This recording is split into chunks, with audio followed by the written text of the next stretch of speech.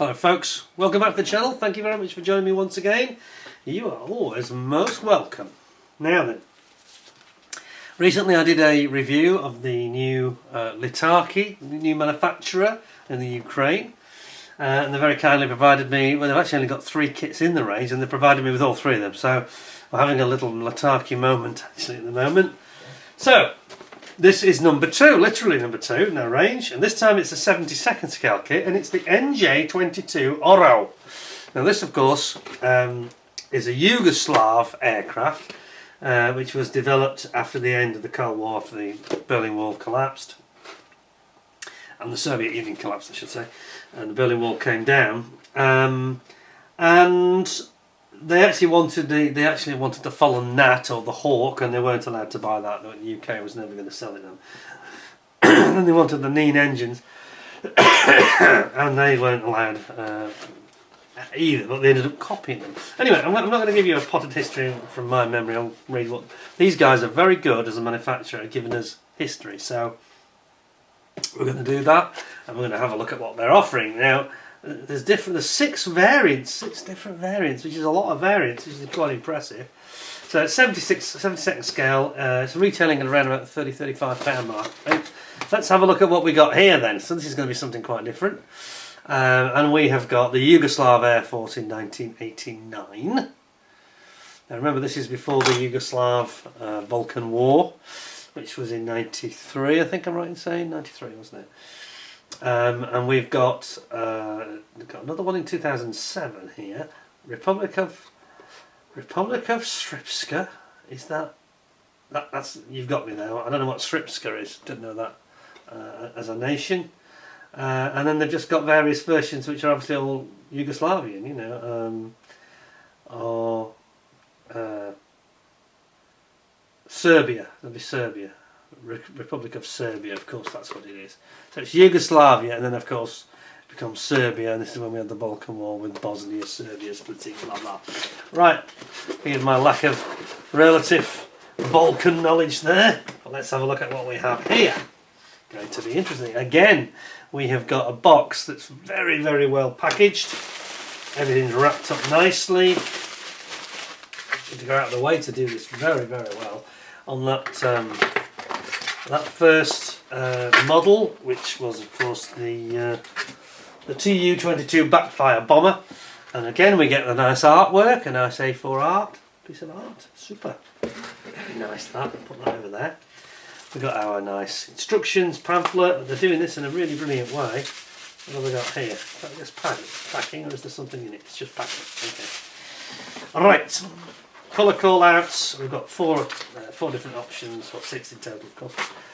And we've got a load of stencils this time, so things have actually moved on, they've gone to stencils as well. So, let me get rid of all the packaging for a second. And we will have a cracking good look at this. Try this packaging again. Yes, it is. Right. A lot of packaging, which I'm not complaining about, that's excellent. So, let's just have a zoom in on these.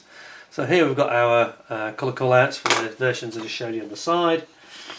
I've got to struggle with some of these Yugoslav type names, or Serbian names I should say. Golubovci, Podgorica Air Base, and then you've got the Spolska Air Force, which is the Serbian Air Force basically, in 1996. So that's Yugoslav Air Force, obviously becomes Serbian Air Force. And then on the other side we have got all of these many, and there's about 80, is it 90? 98, just under 100 stencils, which is a lot. I think the first kit didn't have any, if I remember correctly. And over on the other page, similar thing again, Yugoslavia 1999, Republic of Yugoslavia. And then they've got the Serbian Air Force, so 1999. So obviously Yugoslavia becomes Serbia in 1993. No, it's later, wasn't it? Why did they call it Serbia and Republic of Yugoslavia? I'm a little bit... My knowledge of politics in that part of the world isn't great, so I'll just move on. Alright, so... good clear instructions for all your decals. And then over this side you've got the Belgrade, Serbian Air Force in Belgrade, and again Serbian Air Force based in Belgrade again. But very different markings in terms of style, but the actual camo is the same, not much difference there. So that is that. Let's have a look at what the history says, because that might clear up some of my lack of knowledge here. Let's have a quick look. Before I can do that though, I'm going to have to open it up. In a second. Where is it? There it is. Okay.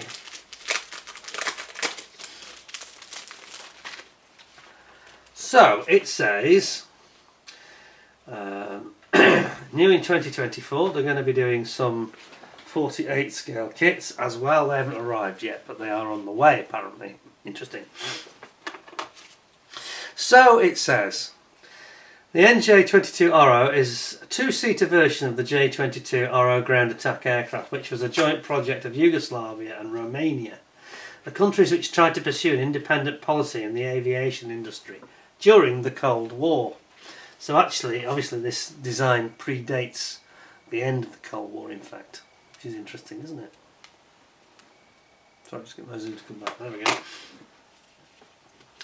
Development of the J-22 ORAO began in 1970, so they were looking at that, weren't they? By engineers and designers of the Yugoslav Aeronautical Technical Institute and the Romanian Institute of Science and Technology.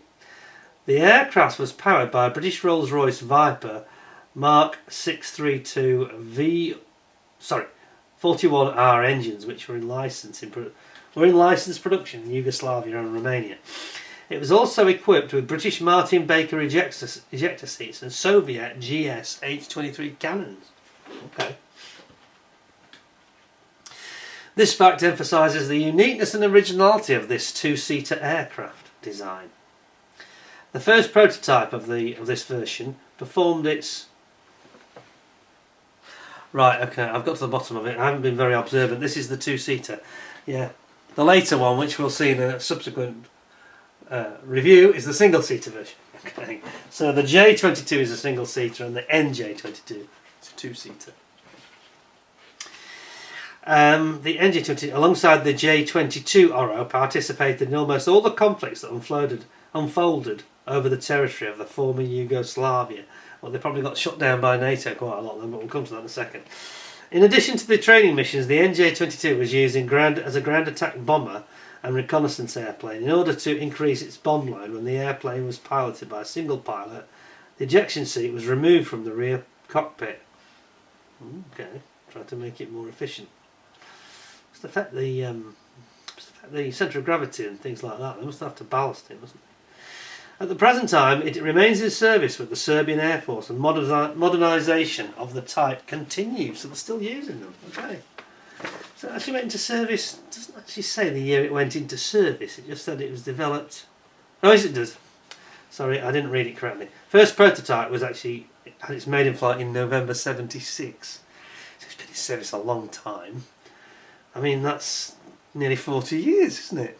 38 years. That's 48 years. 48 years, what am I saying? 48 years, that's a long time. Anyway, let's have a look at this then. Now I can see that we're going to have quite a lot of overlap in these models between the two, the single seat and the twin seat. So we'll do the twin seat first. So we'll do the single seat another day. Building up your Martin Baker ejector seat then. So that's how it starts. Quite a bit of PE in here again. They seem to love their PE, don't they? And yes, gives you paint guide and decals for your instruments. Then we've got the same decal sort of system for the rear instruments for the co-pilot, or navigator, weapons expert, whatever you call him. Then you've got some decals for all the side instrumentation and switches. Bringing it all together into the tub for the cockpit, and then dropping in your instruments, binnacles, and your Martin Baker ejector seats. Then we're going to build up again more PE. We've got the burner rings for, so obviously got afterburners, has it? Has it got an afterburner? I don't think it has. I don't think it's an afterburner as such. But it looks like burner rings, doesn't it? So it must be afterburner. That's odd. Anyway, then you got the tubes. It's very similar in the style of the backfire, the way that they've actually created this with the tubes. Although it looks like the tubes might be, I was going to say in one piece, but no, they're not. You build them up from two halves like a shell here, and then there they are in one piece once you build them. Then you've got your nose wheel bay. You're going to build that up here. Then you've got your main gear bays as well, you're building up here for the main gear legs. Use nose weight, but doesn't tell you how much. Just fill it up, you know, just fill the nose up. Basically, any area ahead of those pilots, I'd just fill it up with ball bearings or liquid gravity or something, you know, lead shot, whatever. And then we've got quite a few pieces of PE for little bits of levers and instruments, and it looks very small, that PE, doesn't it, on the side of the cockpit wall. That's going to be a little bit tricky, I think. Anyway, building that up, and then you're bringing in your engines at the back and your wheel wells going in the lower fuselage section. A couple of holes to drill, and then we've got the burner rings at the back for the jet engine nozzles and the surrounding area going in. You've got your intakes for the front of the engine going on. Then we've got our wings. It's quite an interesting design of aircraft. You can see a bit of Alpha Jet and a bit of Nat have definitely got into this for sure. In fact, somebody said to me, it looks like an Alpha Jet and Nat and a Jaguar have all got together and had a baby. Threesome. Anyway, here we've got the wings going on and the tail planes and the tail. And we've got our main gear legs and the nose wheels as well coming together here, wheels and tyres. Main landing gear legs, there's quite a lot of parts here, so it should look quite realistic. You've got all the hydraulic actuator arms for the actual undercarriage legs.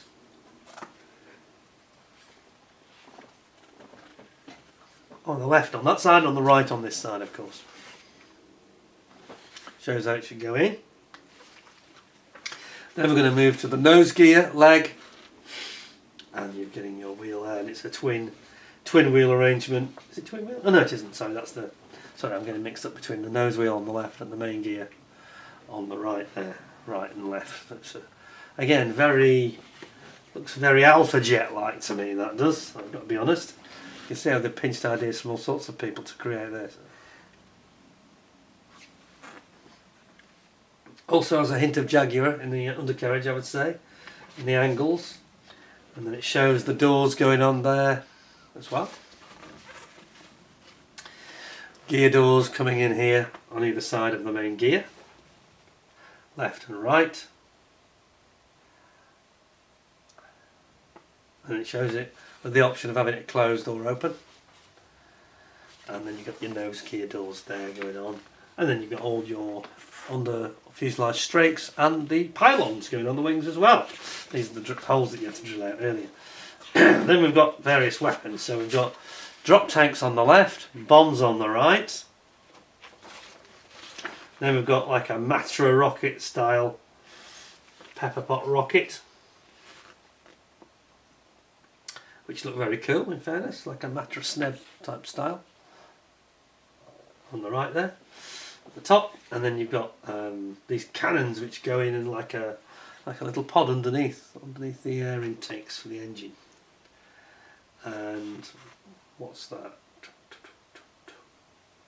sure what that is actually. Is that?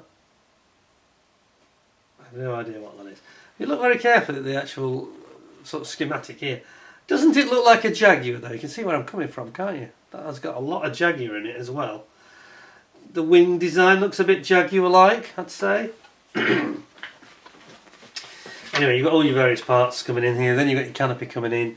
You've got a canopy mast set, which is excellent. And then finally you're going to bring in your entire loadout. You've got pepper pots, rocket pods. You've got the Matra Sneb style. You've got the bombs, or you've got the tanks. And they do it really well, don't they? There's a really good setup there. And then you've got these various different versions.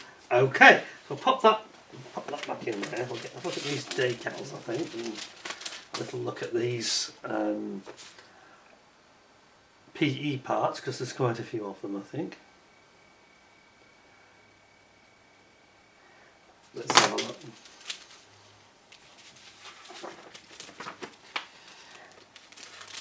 Okay. It's an aircraft I have seen pictures of, but I don't know a great deal about it. You know, it's gone a bit under the radar for me, this one. But if they were going up against F-16s in the Kosovo conflict, then you can imagine they were not going to do well. They were not going to do well against F-16s or F-15s. They're just going to get mullered, aren't they? Because it's an older aircraft, this. It's okay against a lesser air force, but against a NATO country, they're going to struggle, aren't they? You know, you've got Rafales in the French Air Force, and you know, the Brits have got the Tornado, and the fighter version of the Tornado, even though it wasn't the greatest plane we had, probably going to have this for its breakfast, yeah, just by virtue of its more advanced avionics and air-to-air missiles and things. Anyway, clearly, probably quite very useful as a ground attack plane, though. Here we have our our mask set, which you can see is, yeah, again, very, very comprehensive mask set there, yeah. Yes. Just what you want, saves you having to go and buy one. Then here we've got our many, and this has been very well done. Can you see this? So if you look on the left where there's a bit of tape over it, and that's the little mattress Snebstar rocket pods. And they've done that really finely. I'm not sure if I'm doing it justice. Let me try and get this closer for you. See that? Those are nice, aren't they? Yes. Very well done. You got your burner rings, various parts. You got these. Again, we've got some slightly suspect aerodynamics with strakes on the wings, flow enhancers, and that's to help at low speed landing so that the lift doesn't bleed off. Does tend to smack of an aircraft that's not perhaps the most developed aerodynamics when you see that. I think it's a bit of a. There's a lot of this on Soviet aircraft. It's kind of a sticking plaster, and what it does do as a negative, that can cause high speed manoeuvrability to be very severely compromised. So we've got our. Sorry, let's move you back. We have got our mask set, which actually needs to go in. Done this wrong, haven't I? It needs to go in with our PE set, to be honest. Let's just get that in there. There we go. Looks like it's got Oracle self-adhesive for the masking set, which is kind of ironic if you think about it, the name of the model, the aircraft. Anyway, let's have a look at these decals, see what we've got here. Quite a big variety. Now remember, there are a great many stencils on this one. Now I think it's probably due to its scale. They've decided to go on the backfire bomber. There was virtually 0. Here we've gone to over 98 stencils. So it worries me slightly in terms of the fun of putting these on. They're very, very tiny. Whether you really feel that's necessary, I'm not sure. One or two of them certainly, you know, on things like the weapons perhaps, but I question at 72nd scale whether it's really that important to put every single stencil on. No, not for me. I'm not a great evangelist of it, and this aircraft has got a lot of them. I was right, it's 98. Too many, but anyway. Nice decals though, aren't they? Got these, the Fry, here, Federal Republic of Yugoslavian markings. Yeah, they've done that really well. So, let's have a look at the plastic itself then and see what we've got. As I say, it's a slightly peculiar aircraft to me because it really does look like you know, an Alpha Jet and a Colin Nat and a Jaguar fell in love and yeah, got together, shall we say? Because you can see all three of those planes in that design. I think we can. Let's just pop that in there and get cracking with the plastic. See what we've got here. So that and that go in there. Whoa! Put that back there. If it's as well executed as that backfire was, then we're going to be. Let's just fall down. we're going to be well impressed, aren't we? We've only got 2 bags of... we haven't got any 3D in this one actually, I noticed. Well, it doesn't mention it anyway. Does it? Yeah. Yeah, no 3D printed parts, but in the back file I wasn't convinced it was needed anyway. Oh, they're very nicely done though. Look at this. Check this out. I think they've done it really well. Look at this. Some real sharp detail. It's quite a hard plastic this. It's almost like, it almost reminds me of ABS, the feel of it. But you can see there you've got your engine nozzles there. There's the outer shroud area for the engine, which I have to tell you now looks like either Alpha Jet or TSR2 to me in terms of the design. Over here you've got 2 other versions of it. Can you see that? Interestingly. Again, very Alpha Jet or Phantom or Jaguar, very Jaguar-like. So actually, what it is, the one's got a longer, yeah, the proboscis part of it, the trailing part of it seems a bit different from that design, doesn't it? That one's a bit short and this one's a bit longer. Interesting. And then you've got your things like your air brakes over here. Here, rather. It seems to be different designs. It's got air brakes on the top and the bottom, hasn't it? And then you've got your drop tanks, fuel tanks. But some good detail here, isn't there? Look at that. Yeah, I like it. It's nice. 72nd scale, it's quite small. Over on this sprue, we have got some of the really small stuff. I mean, look at these compared to my thumb size. Look at that. Very tiny parts. But again, there's no flash here. And again, there's no ejector pin marks anywhere. So I'm still puzzled about how they're getting it out of the mould. It's quite intriguing, to be honest. Look at the tiny parts though. Look at them.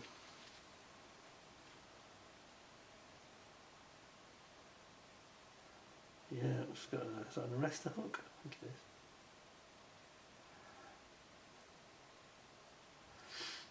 No, it's a P-tail, I think. And then you've got the strakes here that go underneath the fuselage. And then you've got various pylons. But again, turning it around, a lot of small parts here, tiny.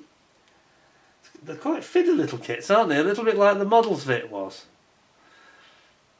Models Fit with the SU-17, and that was a bit similar to this actually, in that respect. And then we got this thing again where they're quite cleverly putting a little bit of protective foam around the central sprue in the bag to avoid the sprues rubbing against each other, which is really very clever. And they've done it at both ends of the sprue. Look, that's really smart of them. Wish others would do that actually. Now then, here we have some very interesting looking parts. We've got these SNEB type rocket launchers with these ends on them. Can you see that? They're nice, aren't they? Oh, it's too small to get the camera to focus on. It's so tiny. Yeah, I like that. And you got all your bombs and the rocket pods themselves. These here. And you've got some more of these rocket heads at this end. Again, lots of tiny strakes and aerials and things. Now, on the other kit, a lot of that was done in photo etch, but mercifully here it's not. It's not. They decided to go a bit more conventional. What they've done with this, I've just realised, is they've actually identified that those parts need maximum protection. Those little rocket pod tips, and that's why they put this on the way they have. So it's at either end where the rocket pod tips are. So they're trying to just protect it a little bit extra, which I definitely applaud, because you've got to be careful with these parts. Little sharp pieces like that, you know. Very easy to damage, I think. There we go. Done it. We've done it. Success. So, I can go back with this clever sandwich design look to protect it. What's not to like there? That's very clever. Good stuff.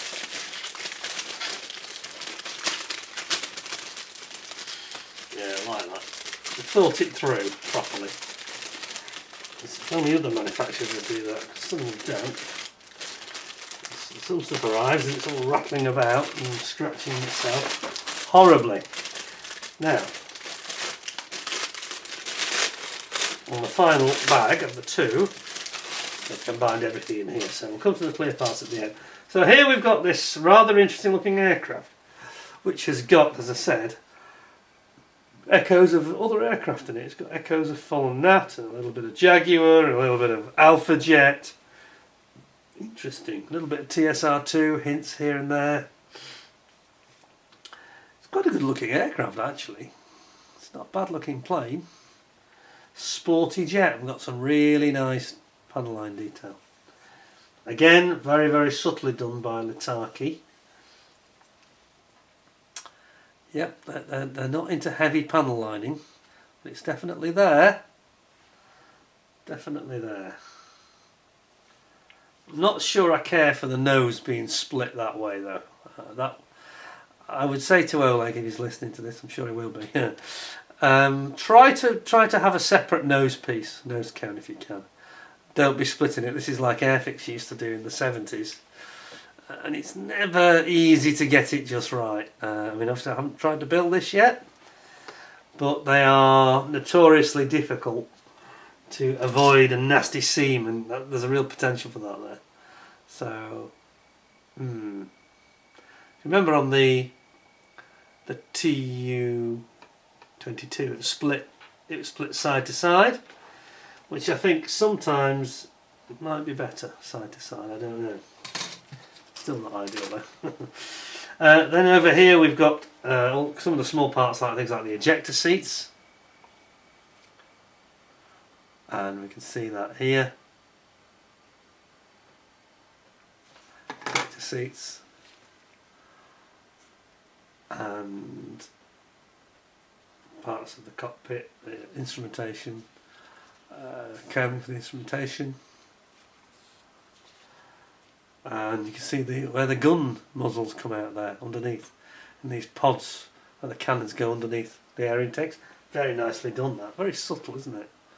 But it's very nice. See the holes? They've done that beautifully. Very, very good. Yes, I'm most impressed with that.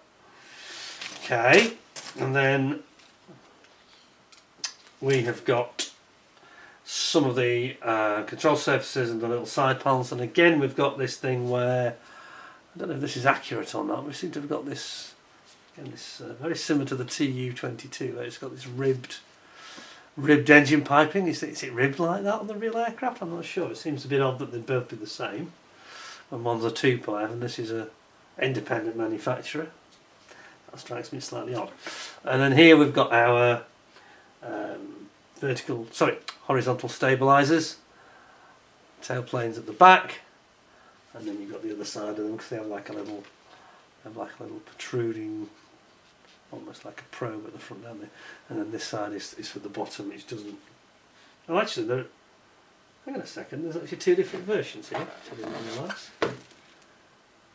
Is that right? Or is this just a generic sprue?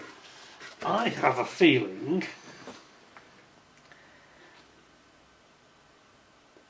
that's a sprue that's in both kits, actually. I'm just checking. See if I can get to that. Sure. Yeah, that's not used, in fact, in this kit. So this one that's got the, here I'm talking about, this little protrusion here, this is not used in this kit. I think that's in the other version, in the J-22, the single-seater, which is the earlier version, I think. So that's interesting. We'll check that out when we get to the other kit. But there we go. And then finally, last but not least, actually that's the clear parts that's last, of the standard plastic. Here we've got our slightly Jaguar-looking wings. Slightly different at the inboard, isn't it? But it's got a hint of Jaguar about it, I think. Nicely detailed though, those little hatches, aren't they? It's a nice aeroplane, really. It's quite an interesting looking plane. It wouldn't look out of place in RAF colours, to be honest. It almost looks like a proper copy of an RAF plane, I've got to say. That's that one. And then finally, we have our clear parts. Let's have a look.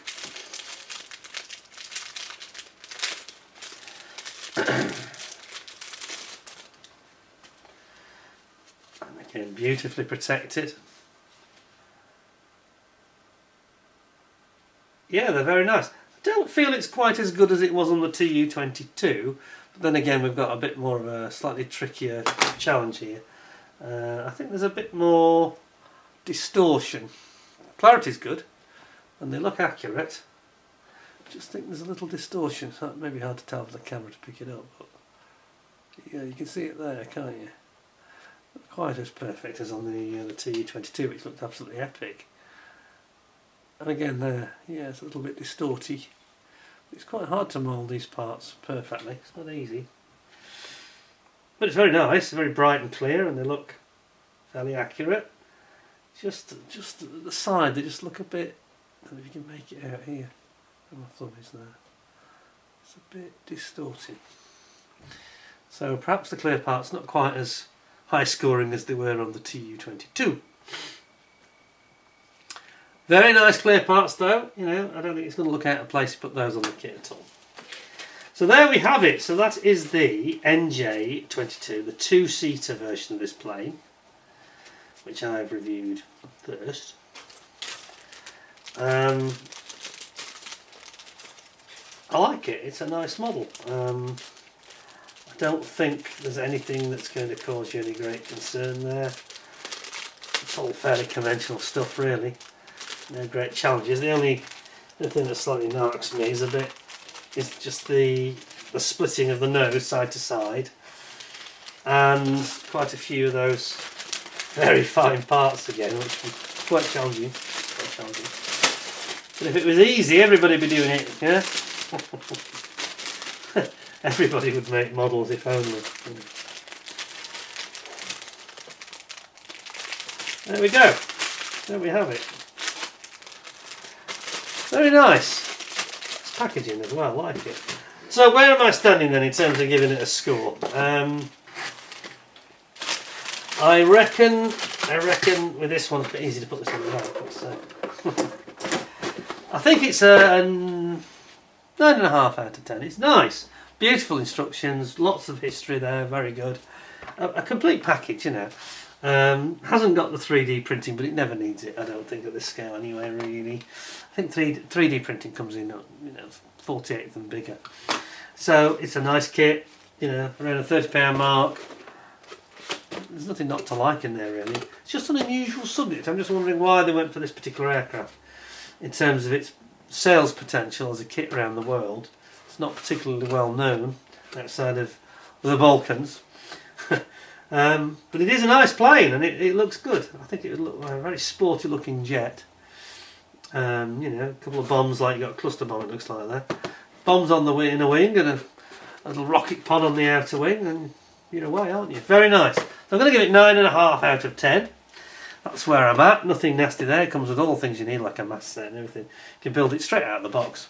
Nothing not to like. So thanks to Oleg for supplying that.